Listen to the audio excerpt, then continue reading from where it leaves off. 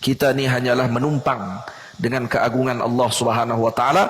Maka yang menumpang, yang tidak ada, macam mana dia boleh kata dia ada yang untuk dilihat dirinya? Dan macam mana dia boleh melihat amalnya, merasa bahawa dia yang melakukan amal itu, amal ini, saya yang paling melakukan urusan ini, saya yang paling itu, saya yang paling ini? Tak boleh dia mengaku macam tu. Maka kerana mengaku tersebut disebabkan kerana apa?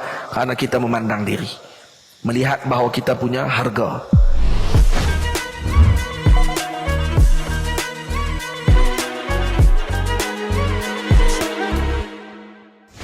Bismillahirrahmanirrahim. Alhamdulillahi rabbil alamin, wassalatu wassalamu ala asyrafil mursalin sayyidina wa nabiyyina Muhammad ibn Abdullah rasulil amin wa ala alihi wa ashabihi wa man tabi'ahum bi ihsanin ila yaumiddin, amma ba'd. Al-Imam Ibnu Athaillah radhiyallahu ta'ala anhu telah menyebutkan di dalam hikmahnya yang ke-15, mimma yadulluka ala wujudi qahrihi subhanah an hajabaka anhu bima laysa bimawjudin ma'ah. Mimma yadulluka ala wujudi qahrihi subhanah an hajabaka anhu bima laysa mawjudan ma'ah. Di antara tanda yang menunjukkan kepada wujudnya keagungan dan kekuasaan Allah Subhanahu wa taala ialah dengan Allah menghijabmu daripada Allah dengan sesuatu yang tidak wujud bersama dengan Allah. Apa makna hikmah ini? Al-Imam Ibnu Athaillah menyebutkan bahawa terhijabnya hamba kepada Allah Subhanahu wa taala untuk melihat af'al Allah, melihat zat Allah, melihat sifatnya Allah Subhanahu wa taala adalah kerana terdapatnya hijab penghadang di antaranya dengan Allah. Namun hijab tersebut bukanlah hijab yang wujud bersama dengan Allah. Seperti mana misal lampu yang kita letakkan di dalam bilik yang gelap, ketika kita buka pelita, maka pelita tadi akan menerangi bilik yang gelap tersebut dengan cahaya pelita tersebut. Namun ketika mana kita meletakkan satu dinding, papan ataupun kain yang tebal di antara pelita lampu tersebut dengan kita, maka akan terdapat juzuk daripada zulumat, kegelapan, yang mana menghalang cahaya tersebut untuk sampai kepada kita. Karena apa? Karena wujudnya penghadang, hijab tadi. Tetapi Allah Subhanahu wa taala tidak boleh kita misalkan demikian. Kenapa? Karena Imam Ibnu Athaillah telah menyebut mimma yadulluka ala wujudi qahrihi subhanah, di antara tanda yang menunjukkan kepada wujudnya keagungan, kekuasaan Allah Subhanahu wa taala, an hajabaka anhu, yakni Allah menghijabmu daripada Allah, bima laisa bimawjudin ma'ah, dengan sesuatu yang tidak wujud bersama dengan Allah. Ada Allah namanya Qahir, Al-Qahhar, wa huwa al-qahiru fawqa ibadih, yaitu Allah Maha Agung, Maha Berkuasa. Kalaulah dihijab oleh Allah dengan sesuatu, maka ketika itu akan menukarkan nama Allah, bukan lagi Qahhar dan bukan lagi Qahir, tetapi menjadi Maqhur, karena terhijab. Faham? Maka Allah Subhanahu wa taala mustahil dihijab dengan sesuatu. Jadi bila mana Allah mustahil dihijabkan dengan sesuatu, maka Allah Subhanahu wa taala dengan kekuasaan dan keagungannya tersebutlah yang menyebabkan kita terhijab daripada melihat af'al, zat, sifatnya Allah Subhanahu wa taala dengan qahiriyatuh, dengan keagungan, kemegahan Allah Subhanahu wa taala, bukan dengan hijab yang tertentu. Yaitu dengan keagungan Allah terhijab kita dengan perkara tersebut. Kenapa? Karena tidak ada sesuatu yang ada bersama dengan Allah yang boleh menghalang sesuatu untuk melihat Allah Subhanahu wa taala. Karena Allah Subhanahu wa taala zahirun fauqa ibadih. Allah itu zahir dan Allah itu sangat hampir dengan hamba-hambanya, dengan makna hampir yang bukan dengan zat. Karena laisa kamitslihi syai' wa huwas samiul basir. Maka hijab-hijab yang menghalang kita untuk melihat Allah yang zahir, yang tidak terhijab dengan sesuatu, tetapi Allah dengan keagungannya menghijab hamba tersebut daripada melihat keagungannya, adalah disebabkan karena wujudnya beberapa hijab. Hijab tu yang ada pada diri kita maknanya. Yang pertama hijab disebut dengan hijab zulmani, hijab kegelapan. Yang kedua disebut dengan hijab nurani, hijab cahaya. Jadi hijab bukan hanya dengan hijab yang berbentuk zulmani, yang berbentuk kasif.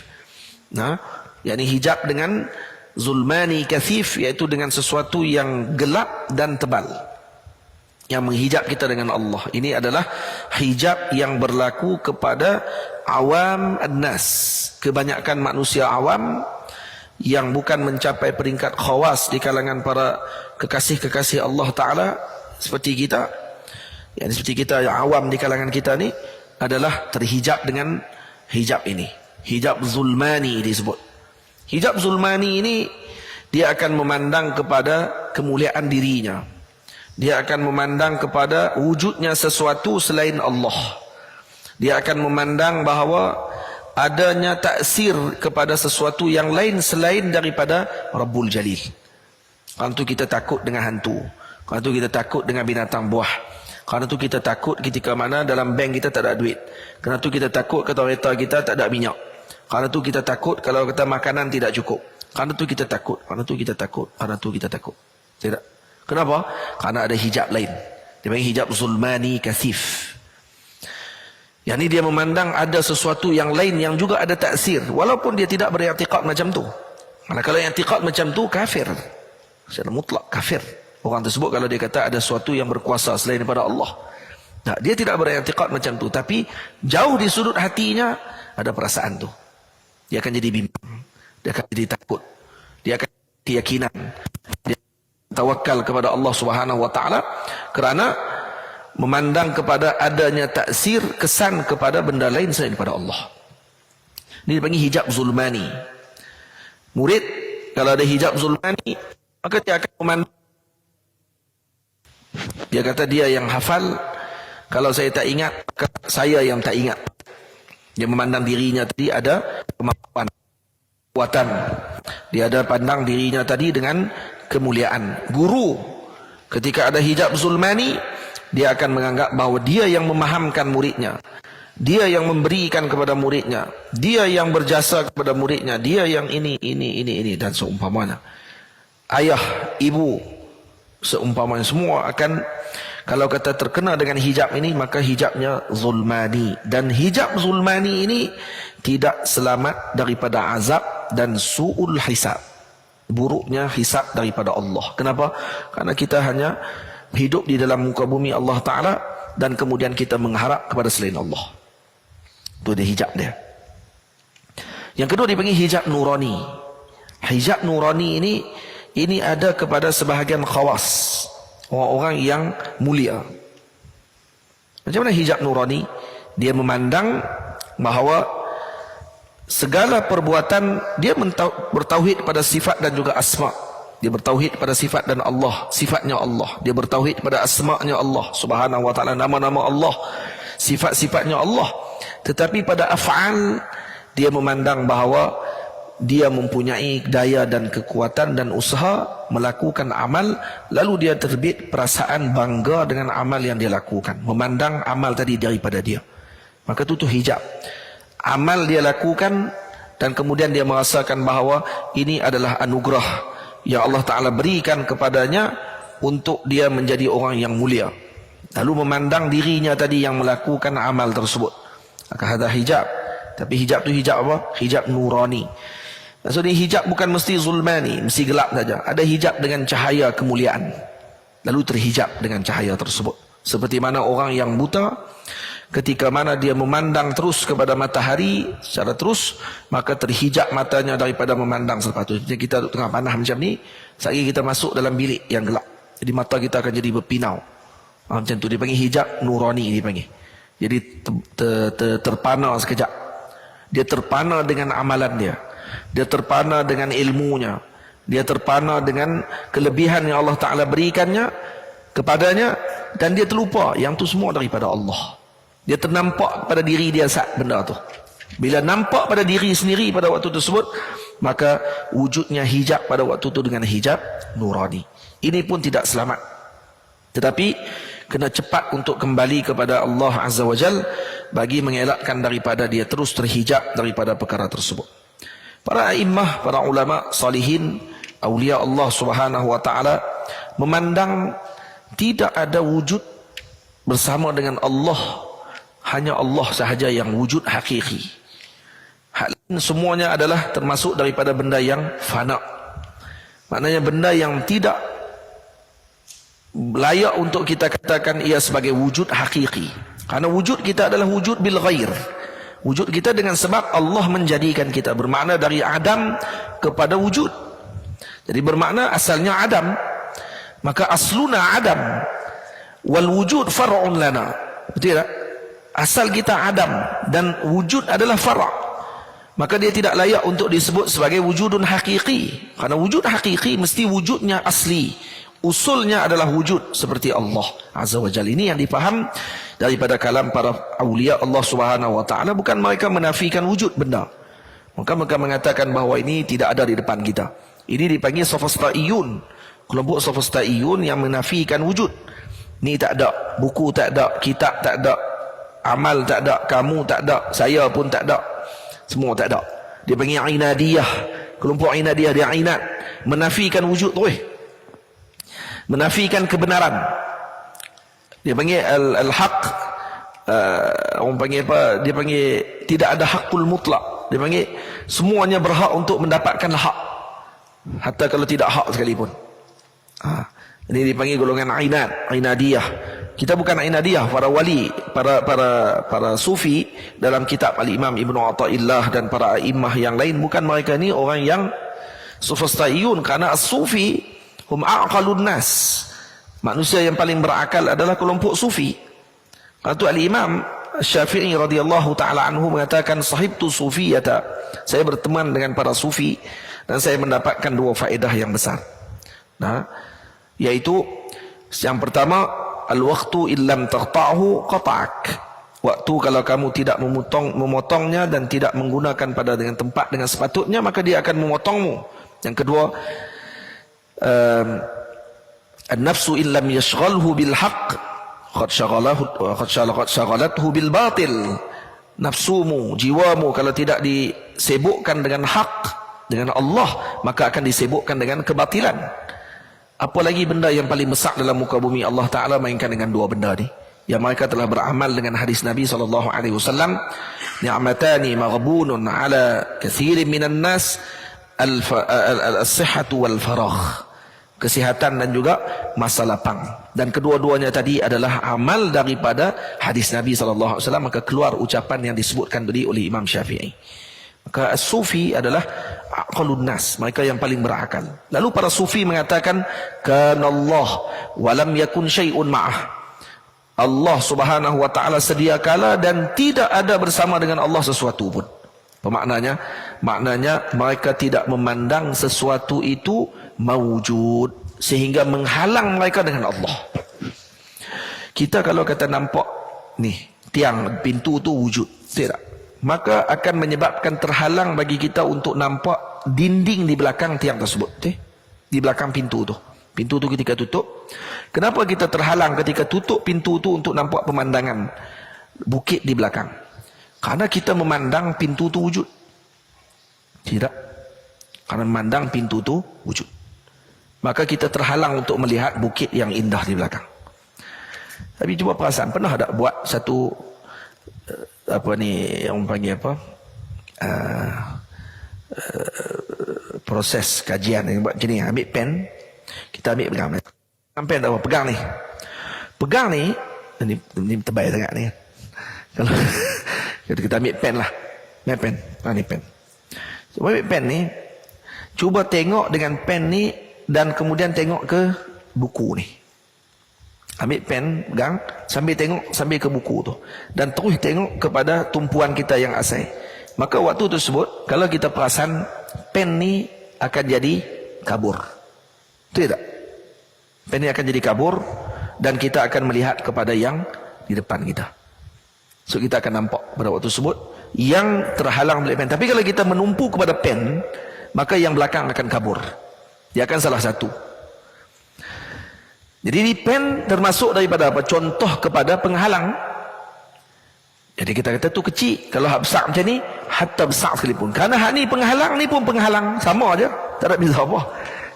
Masalah dia tebal, masalah dia besar, masalah dia orang panggil apa, lebih luah dia punya ruang dia, tu bukan masalah. Masalah dia kedua-duanya penghalang. Sama ke tidak?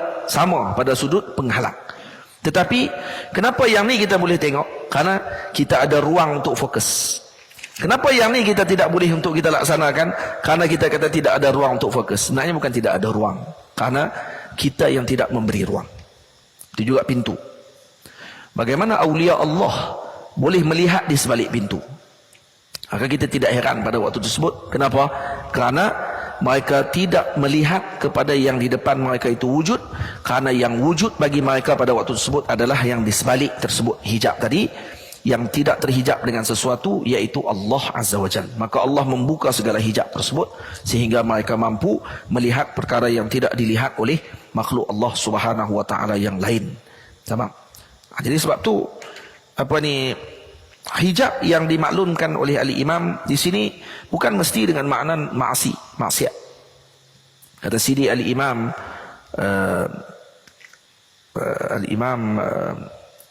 apa ni apa? Syekh Muhammad Said Ramadan Al-Buti rahimahullah, kata beliau, adakah hijab yang dimaksudkan di sini adalah maksiat?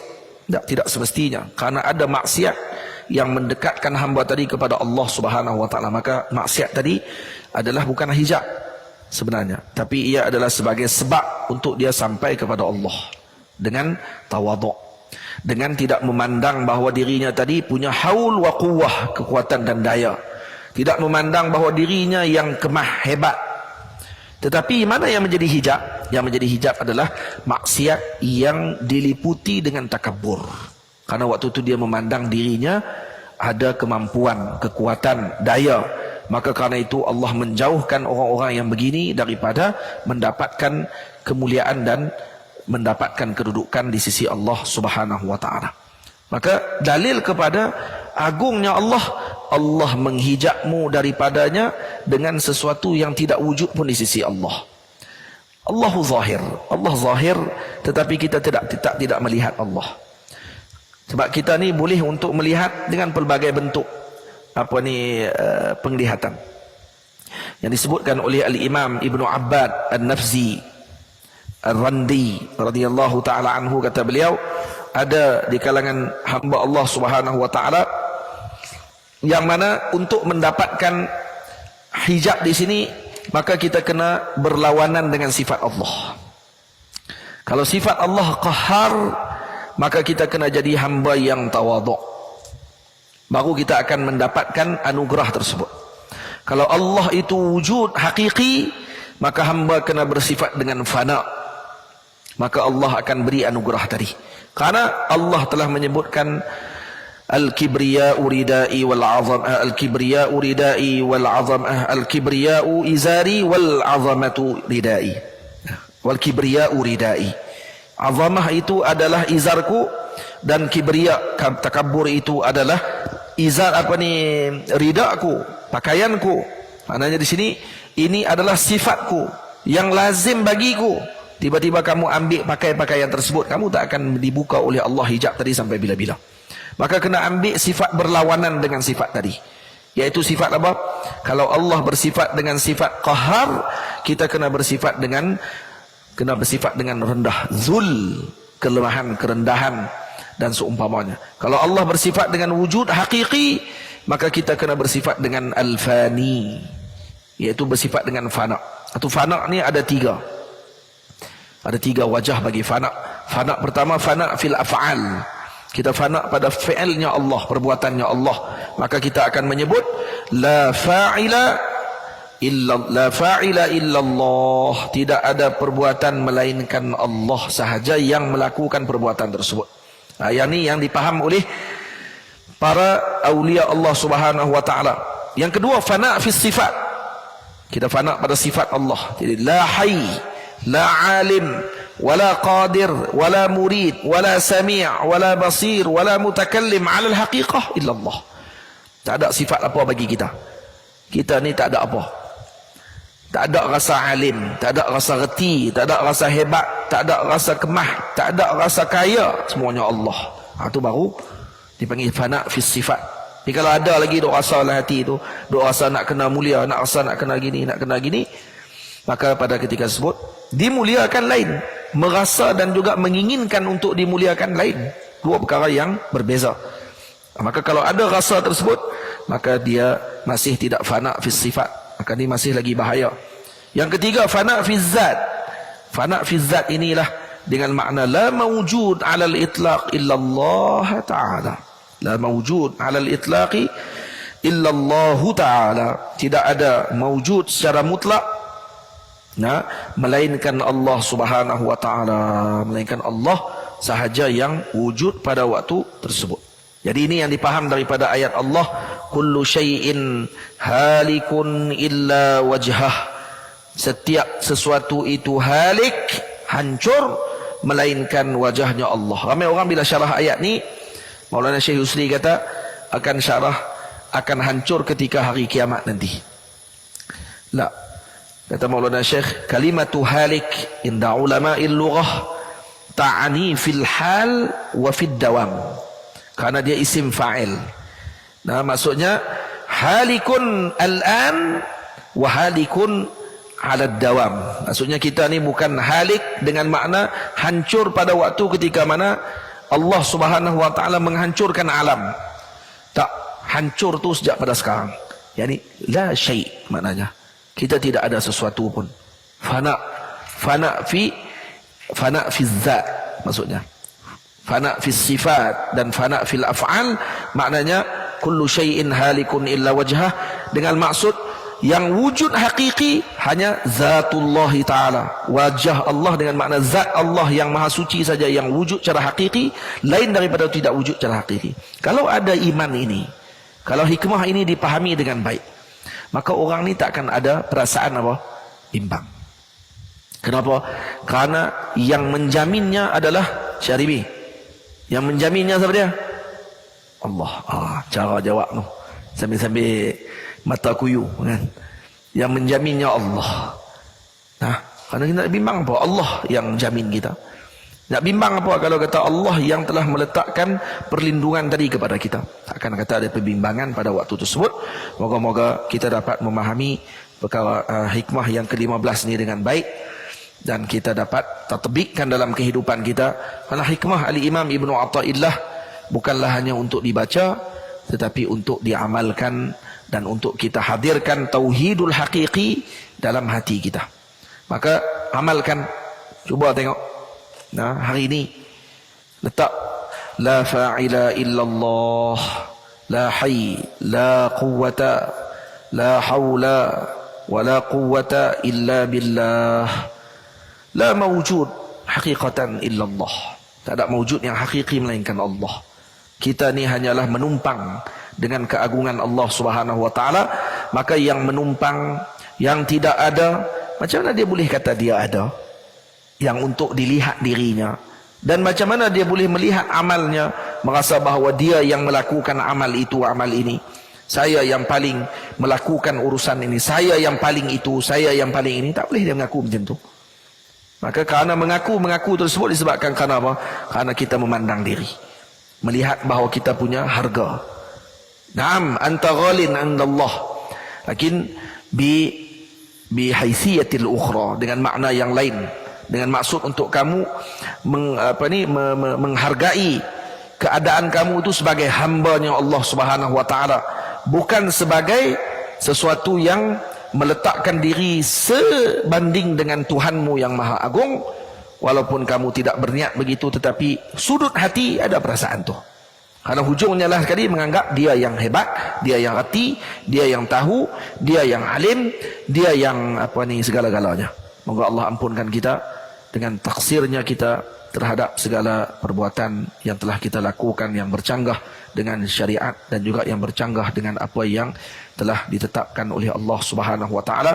Sallallahu ala sayyidina Muhammad wa ala alihi wa sahbihi ajma'in. Alhamdulillahirabbil alamin.